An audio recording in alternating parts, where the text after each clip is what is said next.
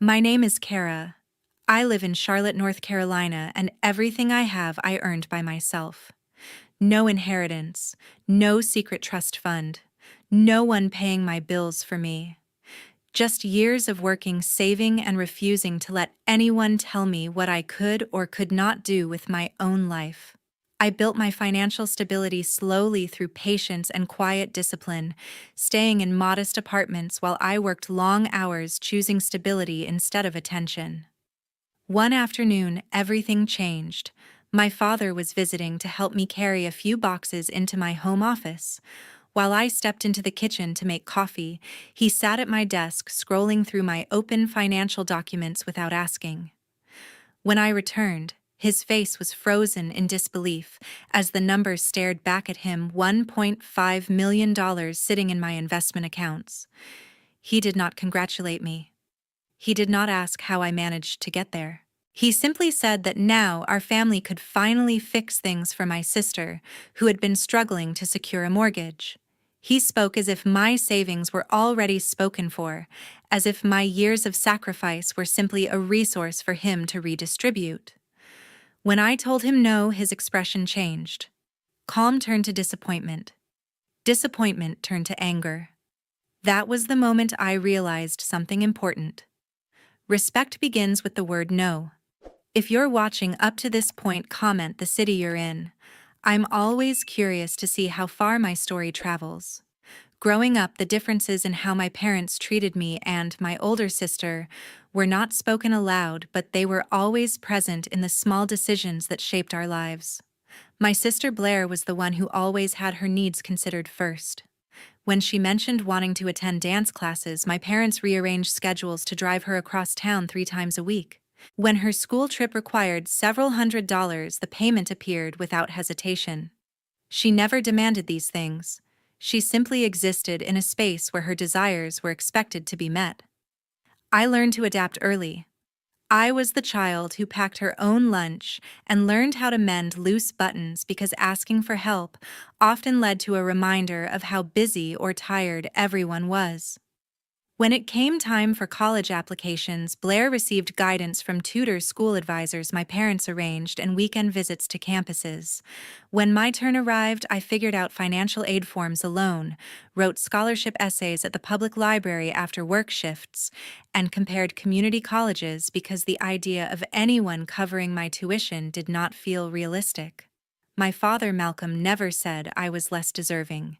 He simply believed Blair needed more support, often explaining that she was more sensitive, more fragile, or more likely to struggle if things did not go exactly right.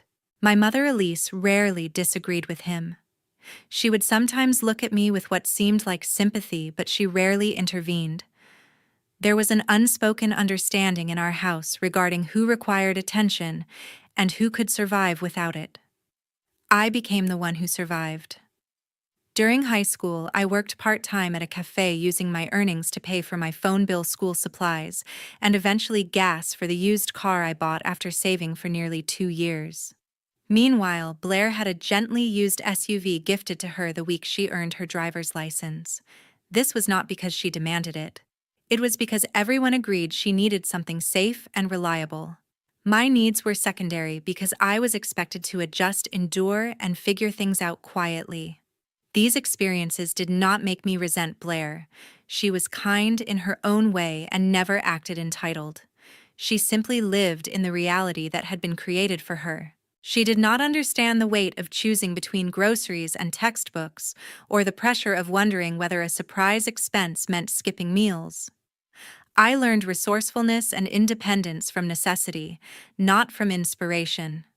College forced me to become even more disciplined. I took on multiple jobs, studied in hallways between shifts, and spent breaks working extra hours instead of going home. There were days when exhaustion made everything feel overwhelming, but there was also a quiet pride in knowing each bill was paid because I made it possible. My financial stability was not an accident. It was built through sacrifice planning and a refusal to rely on anyone who had never offered help freely. Those years shaped my understanding of ownership. Money, time, and effort were things I protected because I knew their cost. Blair never learned these lessons not out of laziness but because she never had to. Our parents had unintentionally encouraged her dependence while pushing me toward independence so early that it became my identity. As I stood in my home office years later watching my father react to my financial success with expectation instead of pride, I felt the weight of every choice that led me here. His assumption that my savings belonged to the family made it clear he had never truly seen the effort behind them. To him, the resilience I developed meant I could always give more. In that moment, I made a silent promise. I would not allow the patterns of my childhood to repeat in my adult life. The sacrifices I made belonged to me. The stability I built was mine to protect. No one would decide the value of my work except me. That weekend, the family gathered in the living room. The late evening sun cast a warm, muted glow across the walls, but the atmosphere felt tight, as though the air itself knew something was about to fracture. My father sat in his familiar chair near the fireplace, shoulders squared and posture rigid. My mother sat slightly behind him, hands resting gently on her lap, her expression soft in appearance, yet unable to hide a layer of tension beneath. My sister Blair sat on the opposite side of the room with her phone in her hand, though she was not looking at it. My cousin Jocelyn sat near the arm of the sofa, watching quietly, not passive, but observant. Dad began without any attempt at softness. His voice was measured, carefully controlled. "We need to discuss how we support each other as a family," he said. The tone implied the conclusion had already been made, and the purpose of this gathering was simply to have me fall in line. I sat down across from him and met his gaze, steady and composed. "I have always supported this family," I said, "but the money I earned came from work I did myself. It is not shared property just because we are related."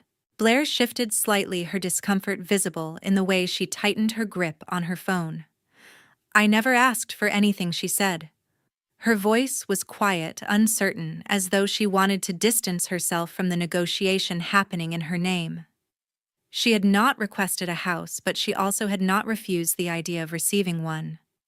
Mom leaned in, her tone gentle, almost pleading in its softness. "We know you have worked hard," she said carefully, "but helping Blair would give her stability. You already have stability. And when one person in the family can help another, it makes the whole family stronger." Though the words were kind, the message was still the same. Because I had succeeded, my success was no longer mine. It was expected to become an asset for the group, something to be distributed. The quiet pressure in the room pressed against my chest. I chose my words carefully. Wanting someone to be secure does not make me responsible for providing it at the cost of my own boundaries. I will not sign away my financial autonomy. Dad's jaw tightened. He leaned forward slightly, his voice growing heavier. "Family does not abandon each other," he stated. "You have more than enough. Blair needs this." Blair's eyes, lowered cheeks flushed with a mix of embarrassment and resentment. Being spoken about as someone who relied on others to succeed clearly struck something in her. Jocelyn was the first to break the silence. Her voice was steady, grounded, not emotional, but firm. "Supporting someone should be a choice," she said, "not a requirement. Kara worked for what she has. That cannot be erased because it is convenient. And Blair deserves dignity, not dependency forced in her name." The room held stillness for a long moment. Mom looked down as though unsure how to respond. Blair's expression was tense, her breathing uneven as she tried not to look at me. Dad did not look shaken. Instead, his expression settled into something firmer, more resolute. He stood slowly, signaling that his decision remained unchanged. "We will handle this my way," he said, each word absolute. The conversation was over. The divide was no longer suggested. It was drawn. 3 days later, I received a notification from my bank while I was at my desk reviewing project timelines for the upcoming quarter. The subject line caught my attention because it mentioned an account guarantor request. I opened the email carefully, expecting some kind of error, but the message was clear. The bank was informing me that someone had attempted to list me as a financial guarantor for a mortgage application. As I scanned the details, the name of the applicant appeared and my pulse tightened. It was my father. It was not my sister who had made the request. It was my father, and that truth settled heavily in my chest. I closed the laptop slowly and sat back, letting the realization settle. It was not simply about pushing me verbally in the living room or trying to persuade me through conversations wrapped in sentiment. This was an action taken behind my back, using my financial identity to move forward with a loan process. In the United States, being listed as a guarantor is not symbolic. It means legal responsibility. If the borrower fails to pay, the guarantor becomes liable. It affects credit score, tax reporting, long-term financial planning, and even mortgage eligibility of the guarantor themselves. It was not a misunderstanding. It was a decision made assuming I would either not find out or would not challenge it. I did not react immediately. Anger was there, undeniable, but reacting from that place would only create more chaos. I needed clarity. I contacted the bank directly, confirmed verbally that no authorization had ever been given, and requested documentation of the attempt.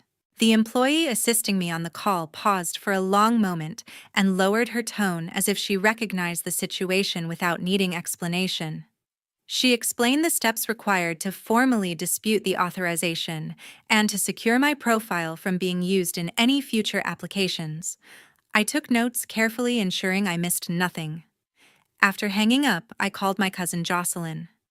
When I explained what had happened, her silence held a weight that was not surprise, but recognition. "This is beyond emotional obligation," she said. "This is a boundary violation with legal consequences. You need to protect yourself properly. I know a financial advisor who deals with family-related financial disputes. I will set up a meeting for you. Do not confront anyone until you have your plan in place."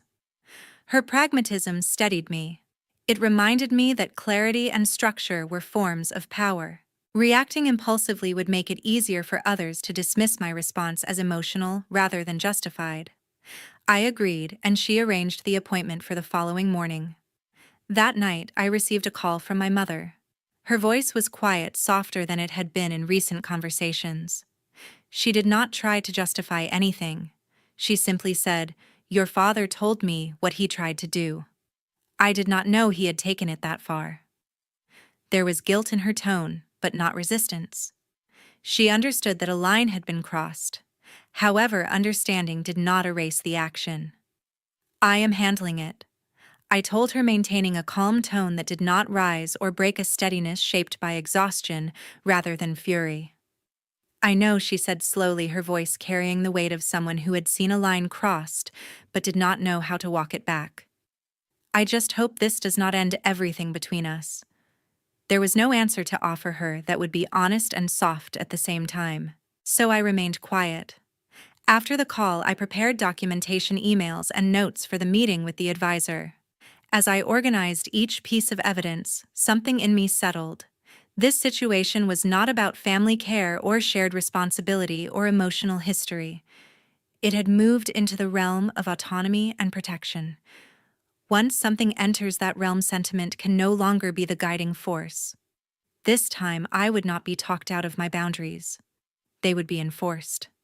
A week after the conversation at the house, the situation began spreading far beyond our immediate family.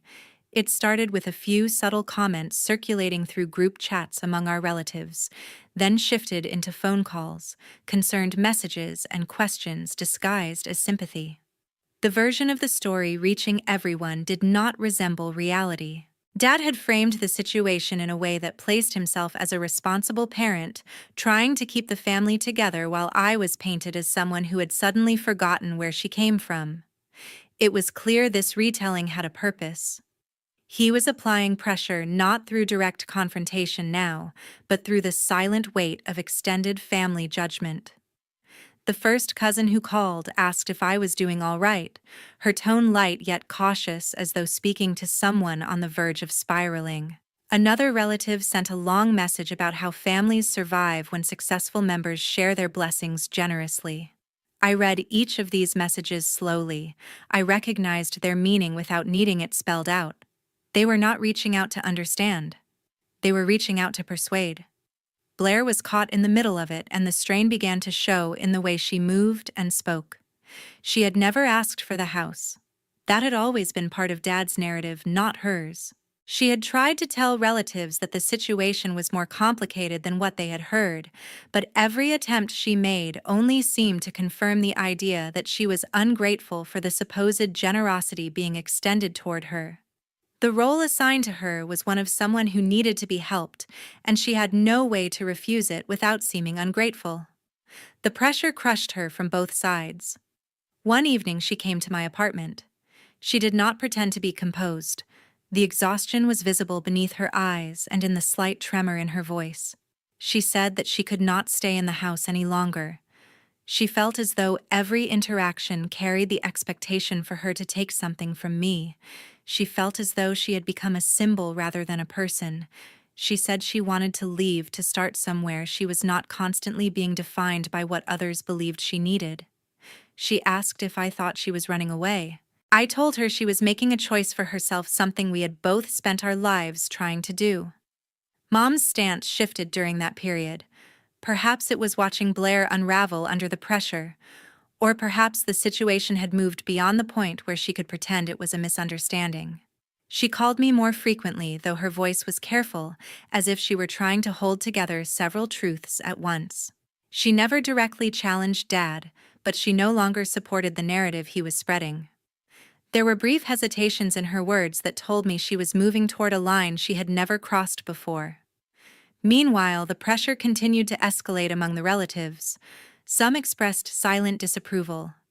Others spoke with urgency, insisting I reconsider. The tone was always wrapped in the language of family loyalty, but the message remained the same. I was expected to give. I was expected to yield. I was expected to surrender what I had earned in order to maintain the illusion of harmony. The tension reached a peak when Dad called a small family gathering limited to only a few relatives who had voiced concern. He believed that speaking as a group would make the message more persuasive. I listened without interrupting, allowing each person to say what they came to say. When they finished, I spoke calmly. I made it clear that my boundaries were not cruelty, but a form of self-respect. The room did not erupt. It simply fell silent. The silence signaled that the balance of control had begun to shift. One afternoon, I drove back to the house where I had grown up. The air around that place always carried the familiar shape of our family history, but now it held something heavier, something unresolved. I walked through the front door without hesitation. I did not come to negotiate. I came to speak clearly. Dad was in the living room sorting through a stack of property brochures. It was not a surprise. He looked up with the kind of guarded expression someone uses when they believe they are prepared, though the preparation is built on assumptions rather than understanding. Mom sat nearby, her posture rigid as though she were bracing herself for a shift she could feel was coming. I stepped into the room and rested my hands on the back of a chair. I kept my breathing steady. I had spent years learning how to keep myself upright without needing approval from anyone in that house. That practice guided me now. I told Dad that I was aware of everything regarding the attempted financial arrangements. I described the bank notification, the attempted cosign request, and the inquiries that followed. I made sure every word was calm because calmness carried more force here than volume ever could. He opened his mouth to speak, but I continued before he could redirect the narrative. I stated that my finances were not a community asset. I stated that autonomy was not abandonment. I stated that any attempt to use my name, my credit, or my savings for a house that was not mine would mean that I would remove myself from the relationship entirely. My tone remained steady, not threatening, not emotional, simply factual. The truth did not require intensity to be real.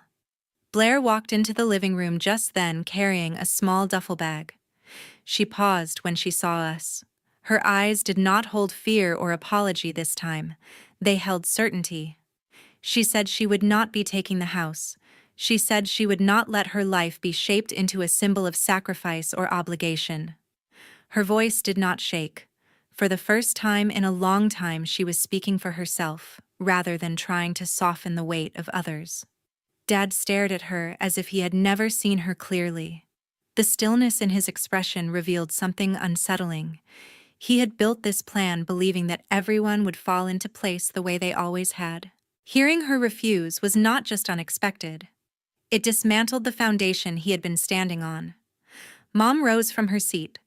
Her breaths came slowly, yet her voice was firm when she spoke. She said she would not support any further attempts to use my resources.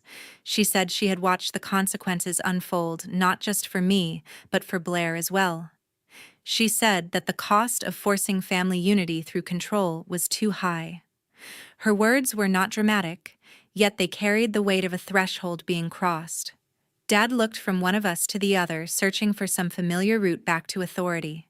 None existed anymore. There were no raised voices, no accusations, no emotional storms. The quiet itself communicated the change. The dynamic that had shaped our family for decades had shifted. The expectations that had once bound us had dissolved. I told him that I cared about the family, but care could not exist where respect was absent. I said that if there was ever a future where we could rebuild a relationship, it would have to begin with acknowledging boundaries rather than overriding them. I did not ask if he understood because understanding could not be forced. When I left the house, the late afternoon sunlight stretched across the driveway. Blair walked with me. Mom remained inside. Dad stayed standing among his brochures, surrounded by plans that no longer had a place to land. The quiet of that house was different now. It held the shape of consequence. The door closed behind us, and the era of unquestioned obedience ended there. 3 months later, life felt different in ways that were quiet yet unmistakable. The distance that had formed within our family did not arrive suddenly. It settled gradually, as though everyone had been forced to examine themselves in the silence that followed our confrontation. There was no dramatic collapse. Instead, each of us adjusted to a new understanding of how we would relate to one another, or if we still could. Dad's presence in the extended family began to shift first. He had built an image of himself as someone who guided, protected, and organized everything. The story that spread among relatives was not a single version, but a mix of what he had told them and what others had slowly discovered. Attempts to paint himself as a misunderstood provider did not land the way he expected. People noticed the gaps between his explanations and the reality that had unfolded. Conversations about him became cautious. Invitations grew sparse. His authority was no longer assumed. The loss of influence was gradual, but it was undeniable. Mom rented a small townhouse across town. It was not anything extravagant, yet it carried an atmosphere of space that she had not allowed herself for years. She spent mornings walking through a nearby park and evenings reading at the kitchen table without tension hovering in the air. Our conversations during that period became gentler.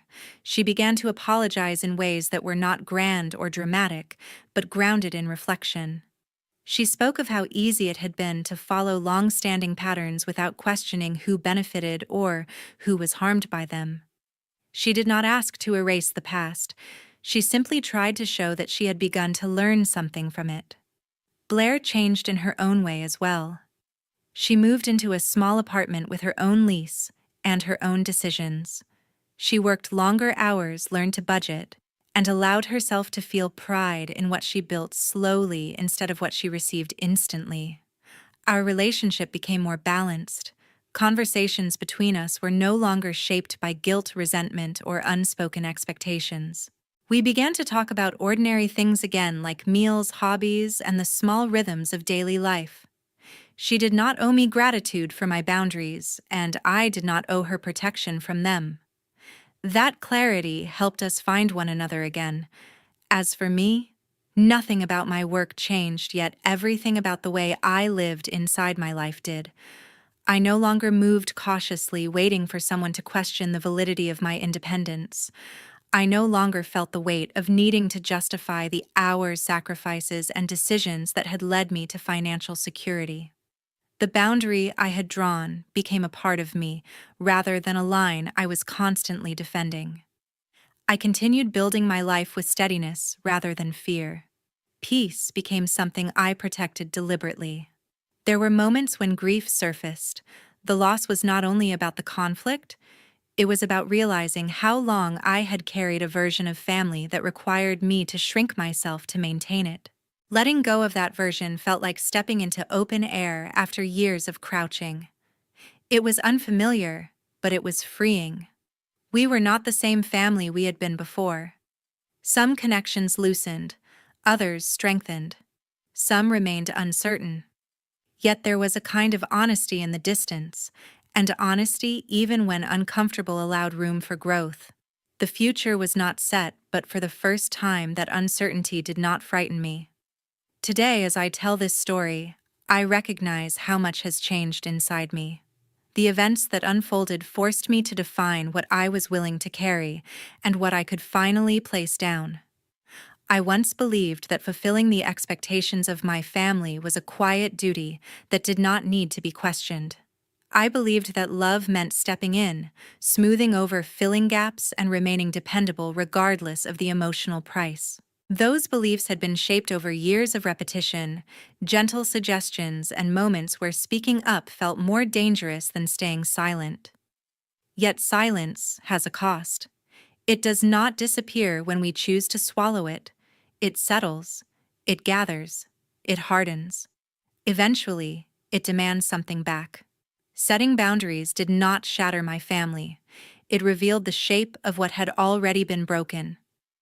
My role within that structure had been to stabilize everything to prevent it from collapsing. When I stopped doing that, everyone had to face what existed without my constant reinforcement. Some relationships weakened, others strengthened. All of them became more honest. I learned that the weight I had carried was not proof of love. It was proof of fear. Fear of being rejected. Fear of being misunderstood. Fear of being seen as selfish for choosing my own well-being. Family is not a contract of endless sacrifice. It is not an obligation to give simply because someone feels entitled to receive. Care without respect is not care. Support without acknowledgement becomes exploitation. The moment I understood that something settled quietly inside me, I did not need to apologize for protecting my stability. I did not need to justify the life I had built. I only needed to continue living it with clarity and steadiness. The lesson is that boundaries are not barriers to love. They are the structure that allows love to grow without resentment. When we refuse to diminish ourselves to ease the discomfort of others, we are not abandoning them. We are returning to ourselves. It can feel frightening to step away from familiar patterns, yet peace does not come from being needed. It comes from choosing ourselves without guilt and trusting that those who truly value us will adjust rather than break. Thank you for listening to my story. If it resonates with your own experiences, I invite you to reflect on where you may be carrying more than you should. You deserve a life that feels steady, dignified, and grounded in your own choices. If you feel comfortable, share your thoughts or your journey in the comments. Someone else may need the courage you have found today.